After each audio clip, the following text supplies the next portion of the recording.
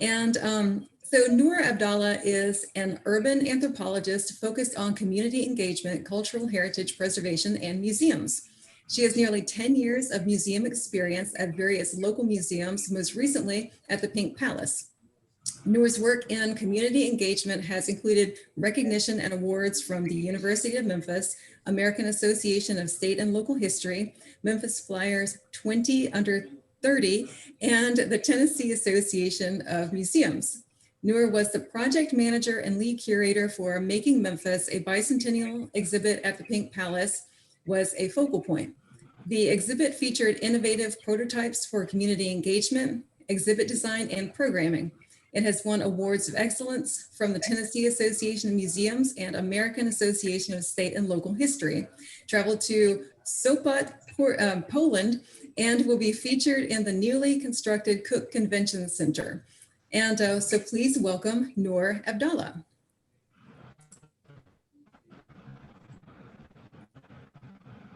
Thank you, Lindley. Okay, I'm going to go ahead and share my screen now.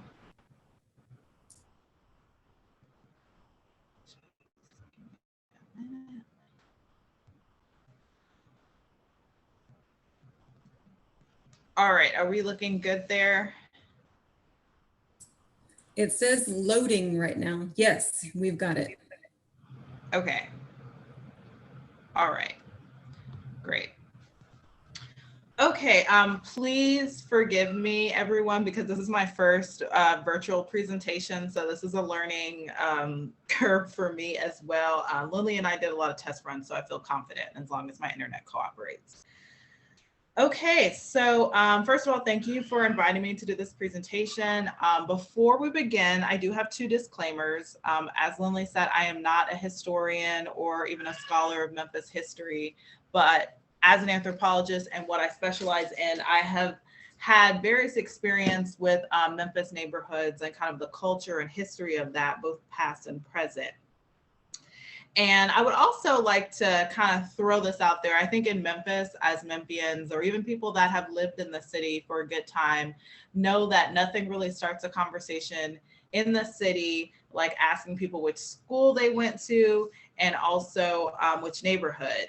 And so there's a lot of emotional attachment to the neighborhoods where we grew up in, where we were raised, and all of that. And that's very justified. And so the second disclaimer is that this presentation is not comprehensive. So, I mean, no personal offense if there's a neighborhood that you might have grew up in that was left out, or if I didn't mention certain details about some of the neighborhoods that we're going to go over. Honestly, I probably crammed more into here than I should have, but I wanted to give a good overview, but a very brief overview. So at the end, I'll have some resources if anyone is willing to learn some more, and please share some of your own after. All right, so we're gonna start off talking about prehistoric Memphis. So obviously this is before the founding of the city, but I would be remiss if I did not acknowledge that this land and area is the ancestral land of the Chickasaw Nation and other indigenous groups from this area. But before that, there were prehistoric people in this bluff region that used the land for farming, hunting, trade, and travel. And particularly between 900 to 1500 CE or AD, in an archaeological period known as Mississippian, these people abandoned their semi-nomadic lifestyle and became known as what we call today the mound builders. So what you see here in the picture on the left is the DeSoto mounds across from the Metal Museum, and on the right is the large platform mound at Chucalissa. These people were the ancestors, like I said, of the Chickasaw and other tribes. So by the 1800s, this area was a Chickasaw land, and unfortunately, as we are aware, the Chickasaw and other tribes were forcefully removed from this area during a time called the Trail of Tears. Now, for the Chickasaw, those dates are 1837 to 1851. And so what you see here is kind of a map on the right that has the different reservations and also the Trail of Tears itself, as well as the historic homelands of the Chickasaw, the Choctaw, Creek, Cherokee, and Seminole. And so that's kind of illustrating that. About 100,000 tribes from the southeastern region were removed, and scholars estimate anywhere from 15,000 people died along the way. And so it's really important for us to talk about this because this was kind of the prelude to what led to Memphis's establishment.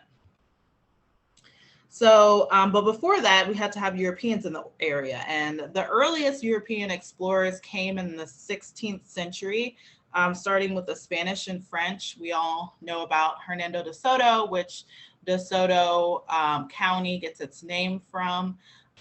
There's a lot of speculation if De Soto actually came through what is now Memphis.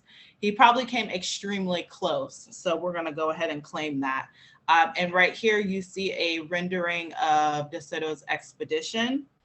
The Europeans at this time, they really tried to create a presence in this area with military forts, but they were unsuccessful.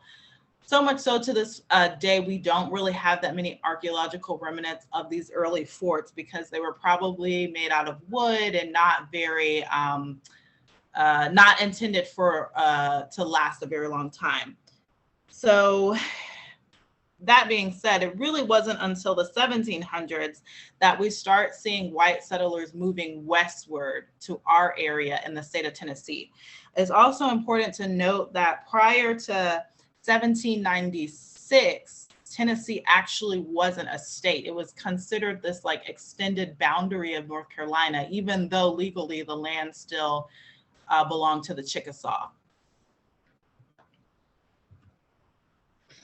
So what you see here on the left is an 1819 plan of the city of Memphis. It's actually an 1854 reproduction.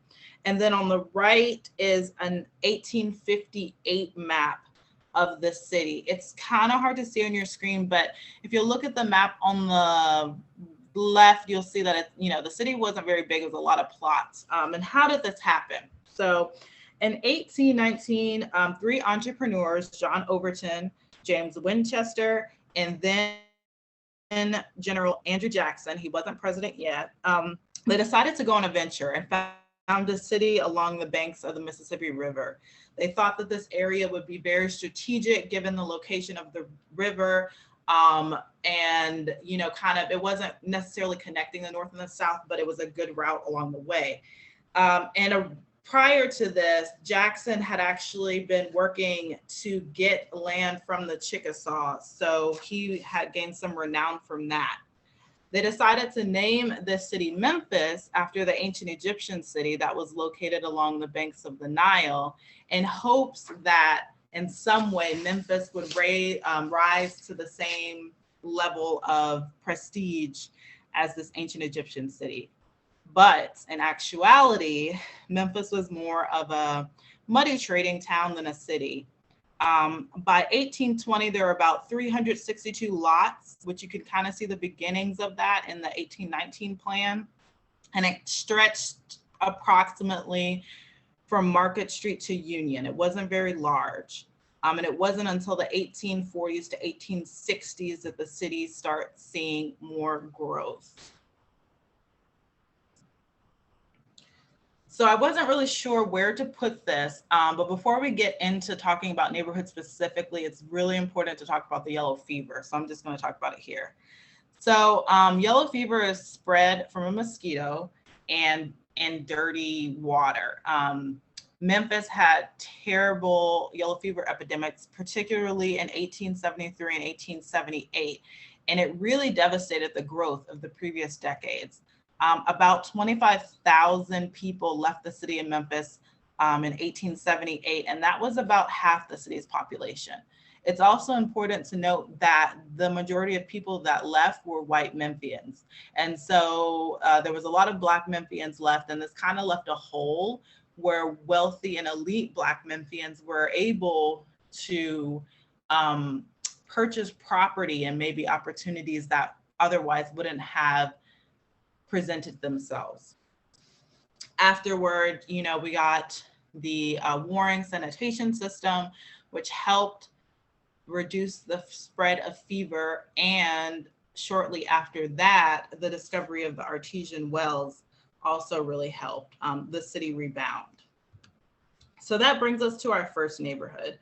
This area that we're going to talk about is the Pinch. And as you can see, it kind of stretches from basically north of downtown, A.W. Willis, you know, Front Street, kind of that area.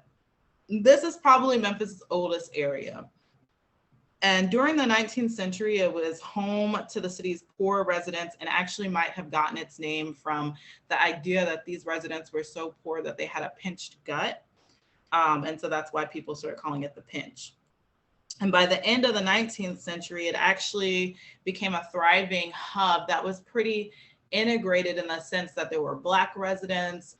There were a lot of European immigrants, mostly Irish, but also Italian, Greek, German, Russian, and a very large Jewish population. Actually, the photo here we have an Irish police officer, some Jewish store owners, some Italians, Germans, and so that kind of illustrates the diversity of that neighborhood. So a lot of shops and businesses and religious institutions emerged to cater to these groups. And actually, you know, there was a synagogue, I think the name is Anshi, I forgot the name, I'm sorry, it just kind of flew out of my head. But anyway, it was the precursor to Temple Israel in that area.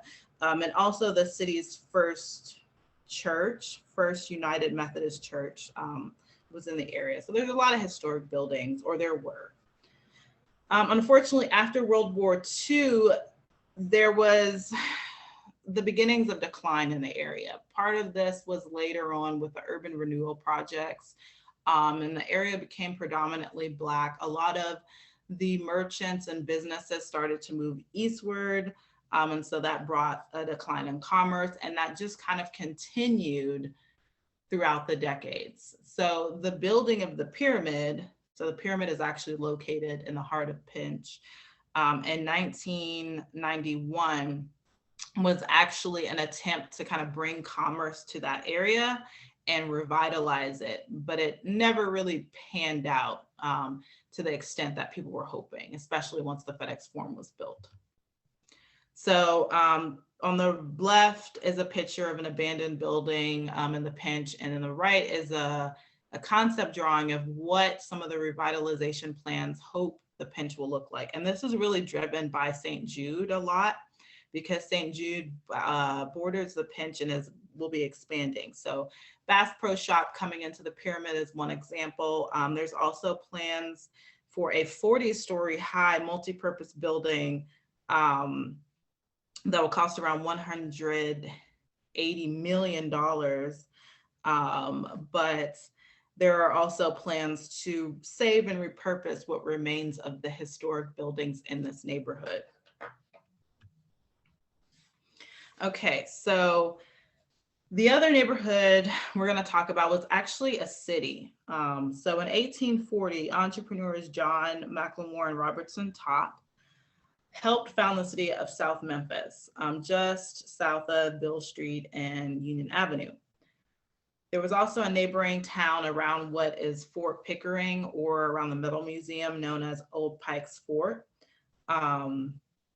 And so these two towns kind of became Memphis's rivals in the mid 1800s, because they had a much cheaper fees for docking at the wharf. And so a lot of boats and such would go south and dock there versus Memphis.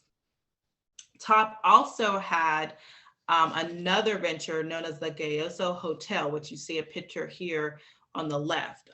This hotel was over 200 rooms, had fountains, it had gas lighting, it had the best food. President Taylor actually stayed here at one point. So it was a really, really lavish hotel.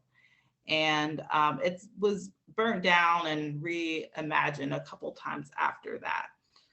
In the 19th century, Memphis, mid-19th century, Memphis later annexed the areas of South Memphis and Fort Pickering. So they really didn't have that much time by themselves. Another notable thing that happened in South Memphis was the Memphis Massacre. So after the during and after the Civil War, a lot of refugees fleeing slavery came to the area and sought refuge around the Union Fort. And this led to some tensions with the poor Irish families living in that area because it was really crowded and such. And that all culminated on May 1866 with 4 days of violence known as the Memphis Massacre. 44 Black people and 2 white people were killed. Hundreds of Black people were injured. Black businesses and schools were destroyed, and about approximately 4 women were raped. After this level of violence, a lot of Black Memphians who had come to the city actually left the city for fear of future violence. And then the photo on the right is a picture from 1865 of the troops at Fort Pickering. And on the left is actually a Harper's Weekly rendition of the Memphis Massacre. However, by the end of the 19th century and the early 20th century, South Memphis had become somewhat of an integrated neighborhood. So the violence settled down for a little bit, and it became home to a strong Black middle class and upper middle class that included the church family and also wealthy white counterparts. And so this photo here is some of the mansions that were on Vance in the early 1900s. However, racial violence struck the area again in 1892 with the lynching of 3 Black men around People's Groceries. And then later in the 1950s, the Crump political machine destroyed a lot of these Victorian homes that belonged to Black business people as kind of a political move. And that's why we don't see them today. There were also around that time some campaigns by people in the neighborhood to not sell to middle and lower middle class Black families trying to move in. And so this later also prompted white flight. And so now the area is predominantly Black. So I'm going to try to talk about a little bit about each neighborhood today. So in South Memphis today, we all probably are familiar with Stax. So I'm not going to go into Stax Records and its history or Lemoyne College, but just know that those institutions but they helped South Memphis, especially around the Soulsville area, experience another heyday in the 60s and 70s. Unfortunately, that started to decline by the 80s and 90s. And so right now, South Memphis is in what I would say is a revitalization period. And you see that with the tearing down of the Foot Homes, which was the last public housing in the city of Memphis, and how it was reimagined as a mixed income housing complex. But there's other efforts to revitalize that are more community driven. You have Soulsville Foundation, which includes the Stax Museum and Soulsville Academy and all of that. You have Memphis Slim Collaboratory, which is a music-focused community enterprise that is very, very interesting. I encourage everyone to look into what they do. You have the Four-Way Grill, which is not necessarily involved as per se with revitalization, but it's a historic restaurant in the area that has still survived today, that was home to a lot of the meetings during the civil rights movement. You have the South Memphis Farmers Market, which focuses on food access because South Memphis is a food desert, as well as Knowledge Quest, which focuses on education. Okay, so we're going to talk about Raleigh. Raleigh was also its own little town, and it was founded in 1824, and it was actually another competitor of Memphis. And the big reason for this is that in 1827, Raleigh was home to the Shelby County seat. And so businesses kind of grew around that and the people that came there because of that. And it became a popular lodging location. However, in 1867, the county seat moved back to Memphis because at this time, Memphis was experiencing growth. So growth after that kind of stagnated in Raleigh, but it remained a very popular tourist destination for this reason, the Raleigh Springs. So that's actually where Raleigh Springs Mall got its name. So although it's located near the Wolf River, residents in the 1800s found some springs, and that's where they got their water from. The springs were also believed to have some healing properties. And so Raleigh Springs Inn was built in 1892, and a lot of people would come to the area hoping to kind of benefit from whatever these alleged healing properties were. And so you see some pictures here of the inn, and also the stairs on the right are kind of going down to the spring, and then just some people that were kind of hanging out, visiting.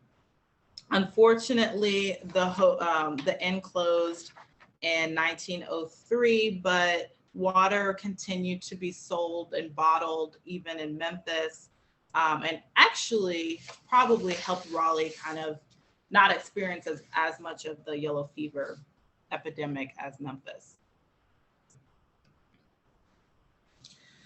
So in 1971, Raleigh got another boost in commerce with the opening of the Raleigh Springs Mall, which was on the very first slide.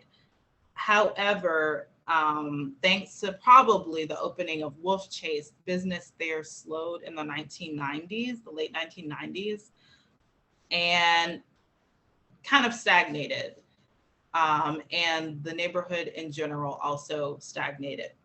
However, there's efforts to revitalize Raleigh right now centered around what was formerly the site of the mall. Just recently, it opened as the Raleigh Town Center, which you see pictured here. On the right is the new Raleigh Library, which is beautiful inside. It's amazing. My mom is actually a librarian, so she gave me a little video tour. And then on the left is a skate park. There's also a police station, a lake, and I believe further plans to add to the site. So we're going to talk about two neighborhoods, and I grouped them together because there is this connection as far as they were founded thanks to rural Black migration, and that is Douglas and Orange Mound. You had a lot of Black migrants coming to Memphis from rural areas after the Civil War into the early 1900s. And so Orange Mound was built on the former Diedrich plantation. It was actually a venture in 1890 by a white real estate developer named Eugene Meacham, who plans to take advantage of these migrants coming into the area and sell these plots to establish a Black subdivision. So it was the first subdivision of its kind in that regard. It was mostly working class, and during the first 40 to 50 years, mostly dotted with shotgun houses and subsistence gardens for farming. And there were a few white families still there. It didn't have access to established roads and infrastructure in that regard, so it was still isolated and not technically part of Memphis. Interestingly enough, there's oral history records that indicate that descendants of the Diedrich estate actually stipulated that the land not be sold to Black people. That has not been substantialized, that claim, but it's not that far-fetched, so it's kind of ironic. Orange Mound experienced periods of growth during the 1930s and 60s and kind of became known as a Black Mecca in the city, and an area where middle and upper middle class Black families started to establish themselves. There was also strong Black culture in the arts in Orange Mound with theaters and such. Douglas, on the other hand, which is located in the north along Chelsea, kind of became a neighborhood in 1907. And it was a response again to segregation in the southern parts of the city, so around like downtown and that area. So there was a push to kind of found this own area for, and again, working class rural Black migrants. Reverend William Plummer, who was actually a former slave himself, started this community and named it Douglas after Frederick Douglass.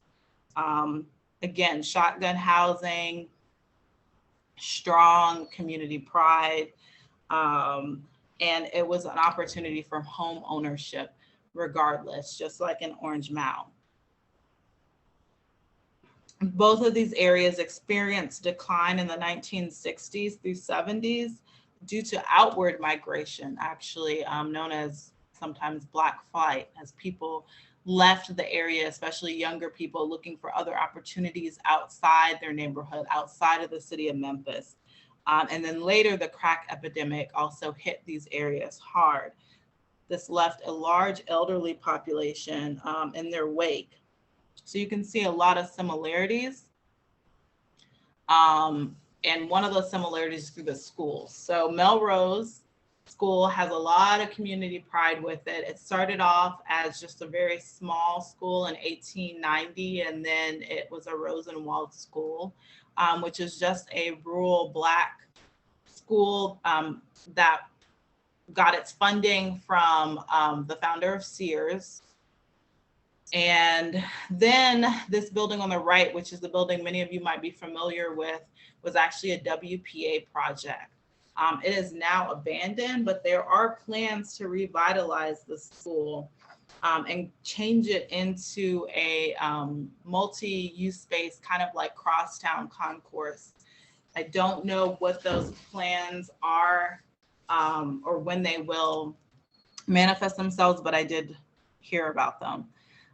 So Melrose also is known to have graduated lots of athletes like Larry Finch and Olympic medal winner Rochelle Stevens. So Wildcats is a big, big sense of pride for the community, among other things. Again, there are other revitalization projects in this neighborhood, just like many others. A lot of them are community driven. So in 2016, former First Lady Michelle Obama nominated Orange Mound for the Preserve Community Award, which is a federal initiative supporting and recognizing heritage, community pride, and assets in revitalization. So on the left, you see a picture of the Collective Complex, which is actually a Black arts collective. There's other organizations like My Cup of Tea that works with women who have suffered from domestic violence, money insecurity and things like that, to kind of help build areas of commerce coming from the community. And also they have very delicious tea. Encourage y'all to check them out. And there's a lot of other organizations I could really go on. So this is a picture of Douglas Park. And I wanted to mention that because Douglas Park, when it opened in 1913, was the only city park for Black people. So there was no other parks during segregation besides Douglas Park. And because it was so far removed from the city, because even though after it was annexed in 1900, it still didn't have the same infrastructure as the rest of the city, being a Black neighborhood and being a poor neighborhood. However, it still was a staple for recreation in the Black community throughout those years. Douglas High School was also a sense of pride for the community, similar to Melrose.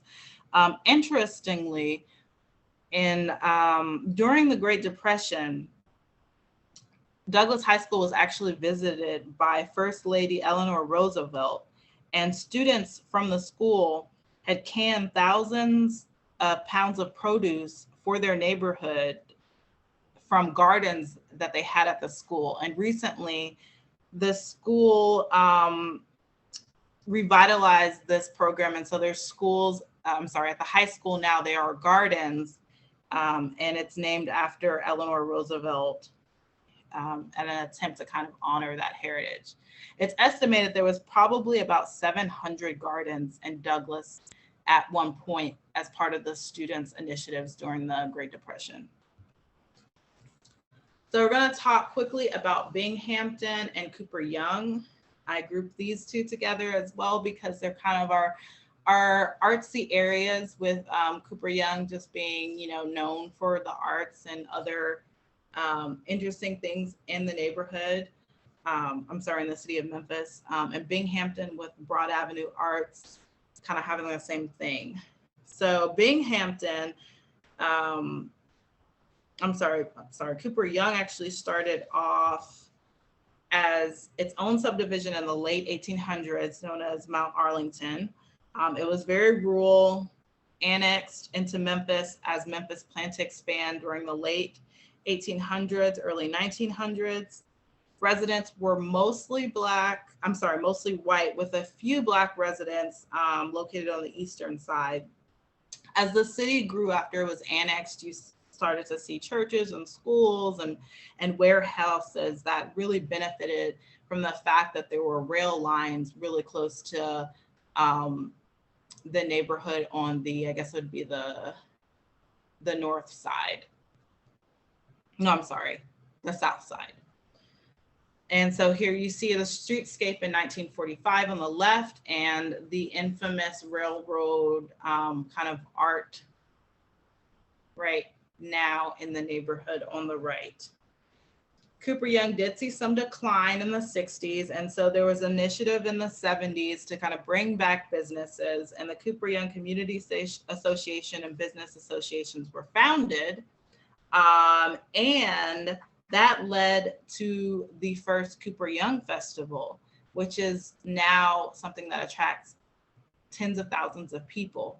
And so by the 80s onward, Cooper Young became known as the eclectic artistic area that we see today. And this is just a photo on the left of the first Cooper Young Festival, or not the first, but one of the first. And then on the right, I believe this one is from 2015. Oh, and this is just a little thing I threw in. So Cooper Young, oddly enough, had this urban legend of Swift Peter, a half codfish, half weasel thing that flew around. In the early 1900s, there was accounts that it was killing people's dogs, and then apparently resurfaced in 2018. So I thought that was kind of funny, and included that there. Binghamton, very similar, rural, founded in the late 19th century by William Bingham. The P in Binghamton was probably a clerical error. And so the photos you see here are from the early 1900s. It was very much a rural, almost Wild West town, if you will, just kind of looking at the photos.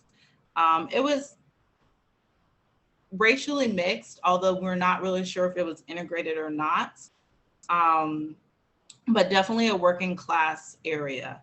In 1971, Binghamton kind of became known when the Citizens to Preserve Overton Park blocked Interstate 40 from cutting through the park, and that is what created Sam Cooper. However, it also split the neighborhood, and because of that, you have, kind of a thriving area that was revitalized in the early 2000s that you see on the right, which is the Broad Avenue Arts District. And then on the left, you see the other side of Binghamton that is struggling financially and has high rates of poverty. There's also efforts, however, from the community to revitalize the other side of Binghamton. And you see that with the Gateway Center, where Save a Lot was there, as well as Inspire Community Cafe, Taekwondo, and some other places. And there's other organizations. So there is this push to even out the economic success throughout the neighborhood and not just have it isolated. Unfortunately, the Save-A-Lot closed and it returned the area to a food desert. So that's another issue for that side of Binghamton. However, Binghamton is one of the most diverse neighborhoods in the city of Memphis. There's probably over 20 countries represented in the neighborhood, and many of them are refugees. There's a lot of initiatives working with these people, and their culture adds to the many layers of fabric of Binghamton. And so right here you see a photo from the Kaleidoscope Food Festival, which highlights different food from all around the globe. The lady on the left, Ibti, is actually one of the chefs at Global Cafe in Crosstown, but she started off kind of doing this thing in Binghamton. So with the advent of the highway, so right here you see a map of the 1958 highway, interstate highway system. That really helped the city expand eastward. And people started moving out with one because of white flight, and then two also just because of the thrill of suburban living. You know, people wanted to live in the suburbs. It was cheaper. You could get more for your money. And also now cars were well established, and with this road system, you could easily get from one place to another. So this kind of also helped Memphis grow. And Memphis kept annexing areas after this to kind of recapture that population and that revenue as people moved eastward. So Whitehaven and Cordova, I grouped these together because they're examples of, you know, the city recapturing revenue after this time period. Cordova is probably the last of the big annexation areas as far as neighborhoods would go. We're not going to talk about Graceland and Whitehaven. I'm just going to say that now. So we're going to focus on other aspects of Whitehaven history that you might not know. But it's located to the southwest of Memphis. And it's a pretty interesting history. So in 1819, two brothers, Benjamin and Daniel Hildebrand, were the first white settlers in Whitehaven. Although at this time it was not known as Whitehaven, it was just a rural area. They started a plantation and had several acres and several people enslaved on the plantation. In the late 90s, Weaver and Associates, which is a local archaeological firm, did some excavation of the slave quarters there, and they found a slave assemblage. And that basically is a collection of artifacts. And in this case, it was buttons, a hand dagger, which you see pictured here, that had an X on it, some beads, drilled coins, and a very small coin, a very small charm, a fist charm, which you see also here right above the penny. This was really, really interesting because it is one of the few complete slave assemblages ever found in the country. And also interesting about this is that there is some belief that there might have been some connection to hoodoo or voodoo. That is a carryover of African spiritualism from the coast of West Africa. So the charm might have been used to ward off evil. It might have been a symbol of resistance. And the fist charm found at Hildebrand is one of 6 ever recovered, probably because they're so tiny and frail. So that's a pretty interesting fact.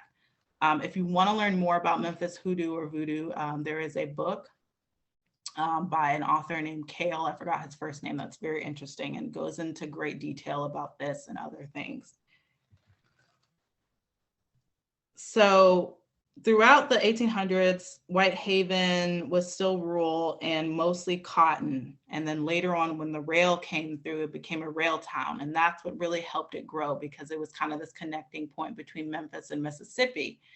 And it became known as White's Station because there was a train station there named after a gentleman with the last name White. And so the town grew. There were some Black families that stayed from previously being enslaved. And one of those families was David Carnes. And David Carnes In 1819 was the first Black family to buy land in Whitehaven, and other people followed suit. He was a blacksmith as well, and this is a rare photo of him. His descendants actually sold land, and that became David Carnes Park in Whitehaven.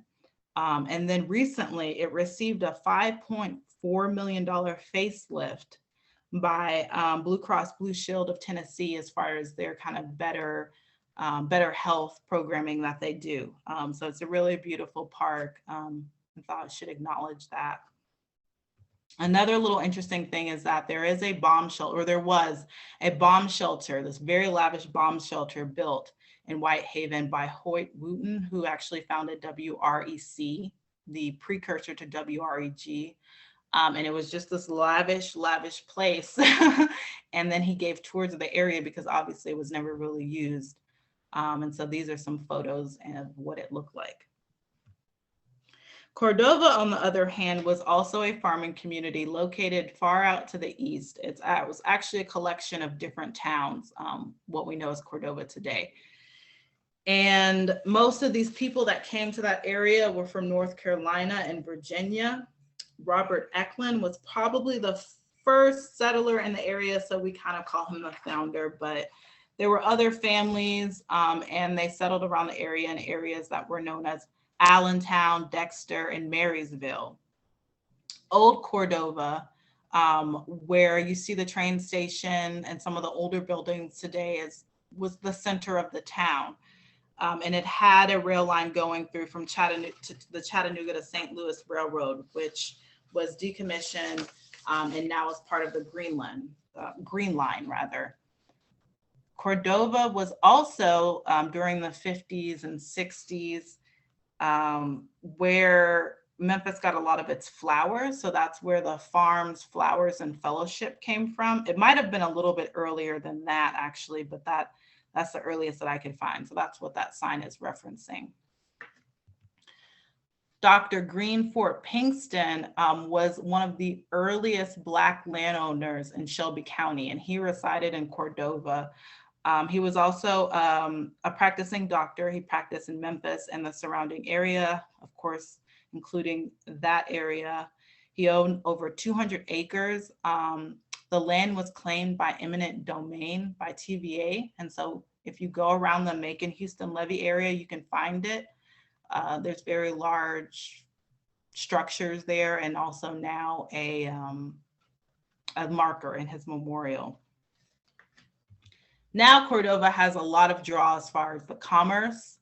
So it is known as a commercial shopping area and a lot of subdivisions. Of course, there's Shelby Farms, which is one of the largest privately owned urban parks in the country with over 4,500 acres. Also recently renovated to include a restaurant and other architectural additions and an event space. And so I wanted to end this by talking briefly about revitalization in general. So I won't go too deeply into this, but just know that a lot of the neighborhoods that we've talked about have revitalization going throughout the neighborhoods. Some of them are big sweeping things like Crosstown, others are more community-based. And the focus that the city has right now is shrinking our footprint. And it's illustrated by some of the de-annexations that have happened in South Cordova and South Wind and Winddyke. And the idea is to recapture, again, some of the commerce and people, but within the core, and draw more people to Memphis. However, with revitalization, there's always the conversation of gentrification. And I'm just going to read a definition of gentrification as defined by Merriam-Webster. It is the process of repairing and rebuilding homes and businesses in deteriorating areas, accompanied by an influx of middle class or affluent people that often results in the displacement of earlier, usually poorer residents. And in the case of Memphis, that is usually poorer to working class Black Memphians or people of color. Now, this isn't always the case, obviously, but with all of these revitalization projects, there's always a concern and conversation about gentrification. So this can kind of be mitigated by community-based projects as far as revitalization that take in the existing community's input. And you see that with programs like Memphis 3.0 and others, although they too have obviously had some backlash. So just keeping that in mind. Here is some resources if you're interested in learning more. I highly recommend checking out High Ground News. They have an on the ground series that focuses on neighborhoods. There was a couple of neighborhood histories published in the 80s by MIFA. And there's also a book about Cordova and Raleigh. And then another one that specifically focuses on redlining and other things related to race and neighborhood development and segregation and stuff, called The Color of Law. All right, I'm going to stop sharing my screen now. And well, thank you very much, Noor. That was, I love being able to focus on Memphis history. And so having a good overview of all kinds of different neighborhoods and how they kind of came about is just fun. It's just plain fun and interesting. So I had a couple of questions. I'm and if anybody, sorry, I went a little bit over. That's fine. I didn't notice you did. I was just sucked into it. So I had a couple of questions, and if anybody else has questions, you can start typing them in. So Soulsville is experiencing a revitalization right now, that whole area. Are there other neighborhoods that you think might be on the verge of a rebirth? There are so many nice neighborhoods around that, that people don't really consider. Castalia is so nice, and Glenview is so nice. So Yeah. do you think there are any neighborhoods that are sort of on the verge of coming back? So the interesting thing about Soulsville, a lot of it is, there was, I don't want to go into too much detail, but there is a lot of focus by the city and other big investors. So that's why you see the amount of revitalization in that neighborhood as compared to, for example, Orange Mound. I will say Crosstown is another example. There's been a lot of work in Uptown and the Pinch and the medical district. Of course, those hospitals and such have been there, but now there's a focus on kind of, you know, making it more than the hospitals, and kind of bleeding into the edge. So the area right off of Union and Monroe, there's a lot of commerce there, new apartments, a lot of businesses and restaurants.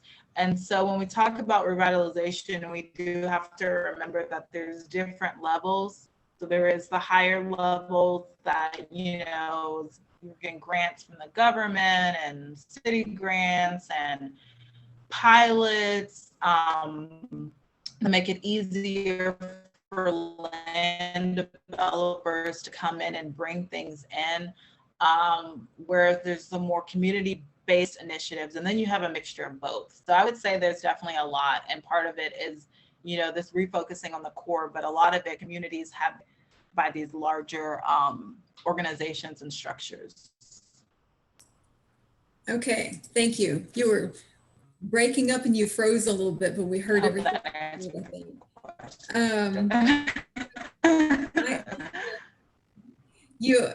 If you start breaking up too much, I might ask you to turn your camera off again, which is unfortunate because we love seeing you. Okay, I'm sorry. But so you talked about the slave assemblage, and I will do that.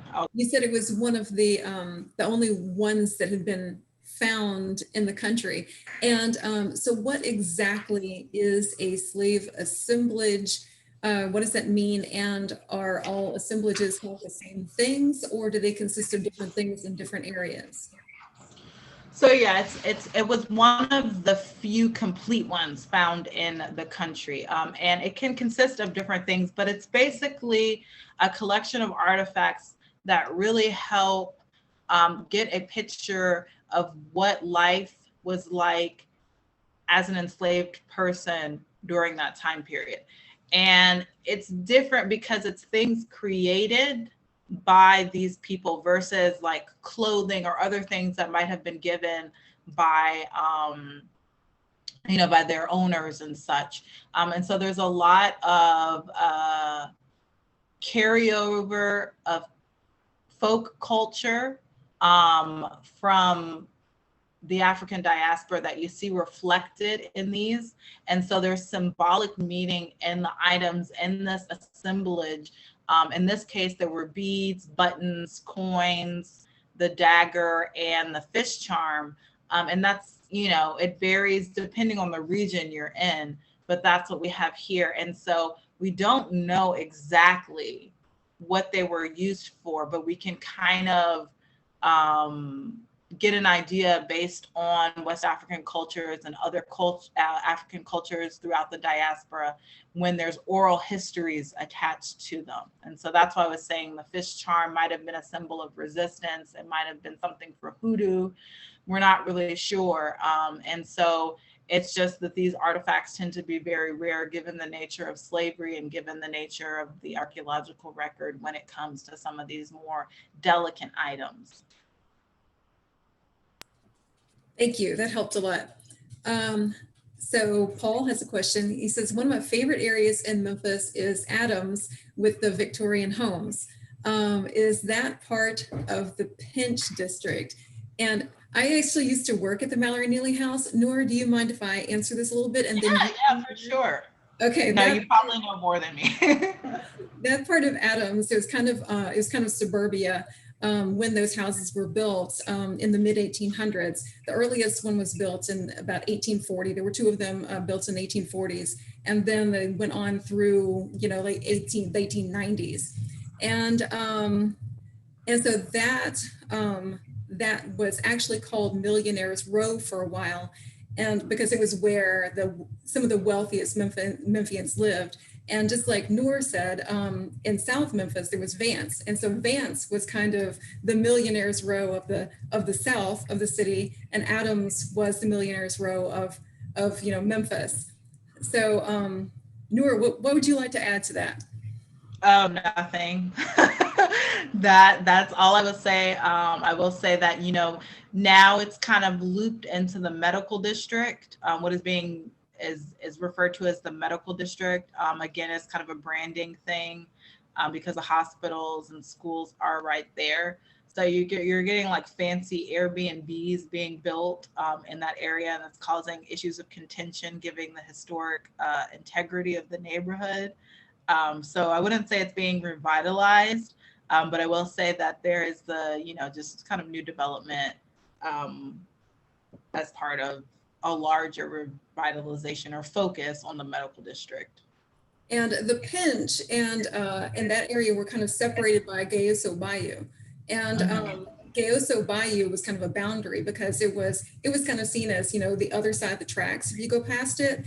And Gayoso Bayou was kind of like almost, open sewer area. And so so you didn't go to and pass Gayoso Bayou if you could help it, if you were one of the rich people in what is now Victorian Village. So once again, Noor, you can add to that if you'd like. No.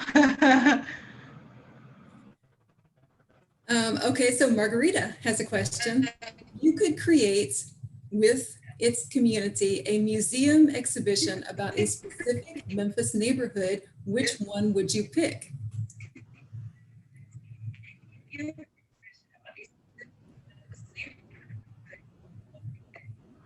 So as personally, is this a personal question, like for me? Okay, great. So for me, I would say Orange Mound. There's a personal reason for that. My grandfather actually is from Orange Mound and has a very strong history, and you hear the stories, and And in the Black community in general, you hear a lot about Orange Mound, whether you were actually from Orange Mound or not. And that's just given during that time period, there was a lot going on. So there's a personal connection there as well. And I just find it interesting given the history that there is at a former plantation site that was then created into a subdivision specifically for Black people by a white developer. It's just all of these just interesting layers. So that is a very, very personal reason why I almost did at one point back a couple of years ago, that didn't really pan through, but Miss Mary Mitchell, if y'all have met her, she is an amazing person. She's in her 80s, mid 80s, but she's known as the Orange Mound historian, and she just has a wealth of knowledge. She actually was a classmate of her granddad's, and so they went through K through 12 together. And so she's just so invested in the neighborhood. My granddad left, but she stayed there and just so involved and so much love and really trying to bring that history out to other people. And she does a lot. My great aunt lived in Orange Mound, so I spent a lot of time there growing up also. So I've kind of got a soft spot for Orange Mound too. Okay, so there are no more questions in the chat. And so if you guys would like to unmute and ask a question or just tell Noor thank you, you're welcome to. Noor, this is Margarita. Let's do it. Let's do this exhibition. Are you in? I would love to. I am right now. I am home. I just had a baby, so I'm taking a little bit of a break, but in the future, I would love to do something like that. Very cool. Thanks. Thank you. Thank you. It was very interesting. Thank you. Thank you. Yes, great presentation. Thank you. Thank you. We could talk for hours about one neighborhood and still not be done. If anybody hasn't tried some of the teas at My Cup of Tea, oh my goodness, they have the best flavors, and then you're helping women. It's a total win-win situation. Absolutely. Gift for you. My daughter does it for gifts all around the country for her team. And it's just a wonderful, wonderful organization. And we're so happy to support that. We just need a lot more. You're absolutely right. The teas are really good, and it's they're doing great work. I agree. Thank you so much. Thank you. You are welcome. Okay. Well, thanks everybody. Thank you. Next week is Philip Lagland talking about spring bulbs. He'll be here from Denmark, I think. Wow. So I'm going to close the meeting out now. So thank you. Thanks a lot. It was wonderful, Noor.